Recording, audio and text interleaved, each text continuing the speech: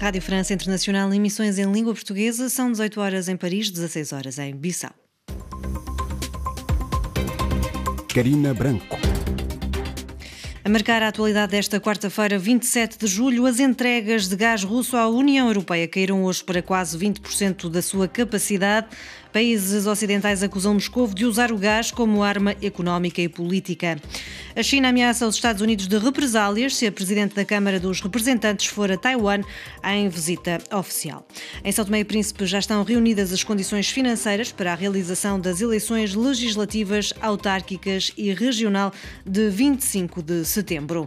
Em Angola, a UNITA põe em causa a integridade dos cadernos eleitorais para as eleições gerais de 24 de agosto. No controle técnico está Guillaume Le Bouvier e o jornal começa agora. As entregas de gás russo através do gasoduto Nord Stream caíram hoje, conforme anunciado, para quase 20% da sua capacidade. A Rússia alega que o gasoduto não pode funcionar normalmente sem uma turbina que está no Canadá e que não foi entregue por causa das sanções. Os países ocidentais acusam Moscovo de usar o gás como arma económica e política. O conflito está a aumentar os preços do gás na Europa, que atingiram o seu recorde desde março, na terça-feira. Perante a ameaça de escassez antes do inverno, ontem a União Europeia concordou em reduzir o consumo de gás de pelo menos 15% entre agosto e março. O eurodeputado português do Partido Social Democrata, Paulo Rangel, considera que com esta decisão a Rússia quer mostrar o seu poder e expor a dependência que a Europa tem do gás russo.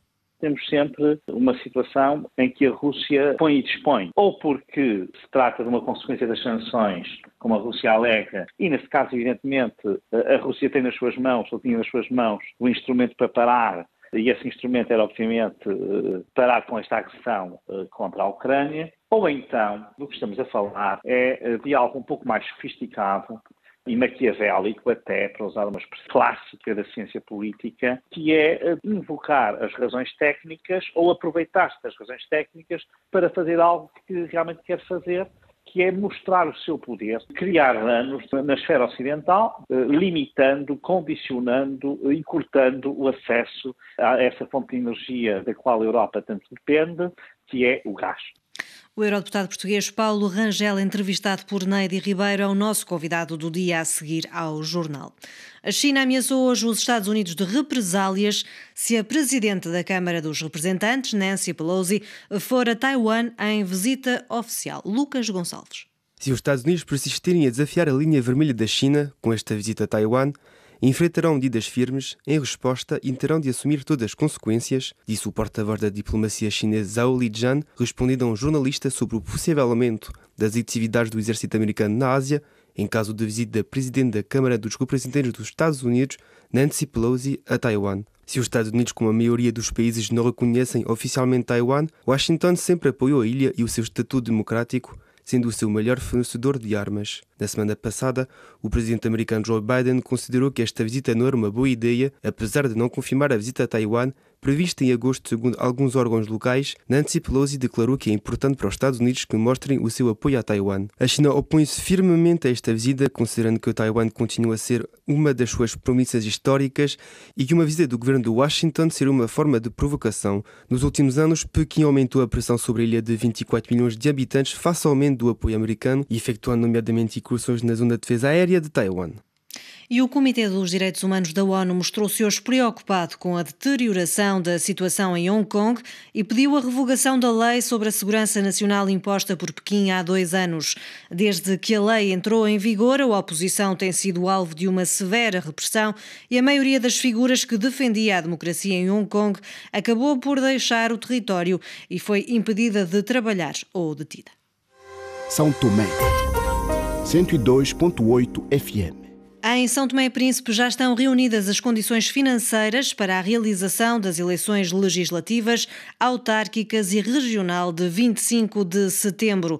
O Japão é o maior financiador, seguido do PNUD, da União Europeia, da França e de Portugal. Reportagem de Maximino Carlos. As Nações Unidas estão no centro de coordenação dos financiamentos externos para as eleições de 25 de setembro. Eric Overvest, coordenador residente das Nações Unidas em São Tomé e Príncipe, disse que vários países já transferiram para as contas do governo e do escritório da ONU no país os seus financiamentos. Temos agora o financiamento para a organização das eleições. Temos vários países doadores que já transferiram as suas contribuições ao governo diretamente às Nações Unidas e estamos no processo de planificação de todas as atividades operacionais. Overvest reafirmou que a ONU apoia o processo eleitoral, enfatizando a campanha de educação cívica nos distritos e na região autónoma do Príncipe. As Nações Unidas apoia o processo eleitoral, sobretudo formações com educação cívica. O Japão figura como o maior financiador, com montante de $1.200.000, seguido do PNUD, União Europeia, França e Portugal. O orçamento global do processo eleitoral é de $1.800.000, dos quais mais de 400.000 estão assegurados para a campanha de educação cívica, capacitação aos diversos níveis e fornecimento de materiais de campanha. A França, como um dos parceiros bilaterais de São Tomé e Príncipe, contribui com €50.000. Maximino Carlos, São Tomé, RFI. A UNITA, na oposição em Angola, apresentou ontem uma reclamação junto da Comissão Nacional Eleitoral relativamente ao fecheiro informático de cidadãos habilitados a votar nas próximas eleições de 24 de agosto. Em causa está o facto de constar das listas eleitorais nomes de pessoas que já faleceram ou se encontram na incapacidade de votar. Estima-se que dos mais de 14 milhões de eleitores registados para as eleições, cerca de 2 milhões não deveriam constar das listas. Luís Jimbo, diretor executivo do Instituto Angolano de Sistemas Eleitorais e Democracia, diz que esta situação pode dever-se a falhas técnicas. Para mim tem mais a ver com a falta do próprio sistema, de um lado, não cruzar os dados. Quais são os dados que se cruzam? Na base de dados de 2008 para 2012, o sistema de cruzamento foi diferente, por isso não cruzou. Em 2012 foi impressão digital, em 2012 foi biométrico, a cara toda. Ora, essas duas coisas não cruzam, para além da impressão digital. Agora, a de 2012, 2017 e 2022, há repetidos, né? Daqueles que não cruzou-se, mas também há uma outra questão de ineficiência operacional das instituições, o MAT e o próprio Ministério da Justiça. Em Angola, quando alguém morre, trata-se o boletim de óbito e o boletim de óbito depois o registro do óbito. E este registro tem que produzir um sistema interno, oficioso, de ir eliminar o seu dado civil, ou seja... E amanhã, quinta-feira, o presidente de Cabo Verde, José Maria Neves, realiza a primeira visita de Estado a Portugal.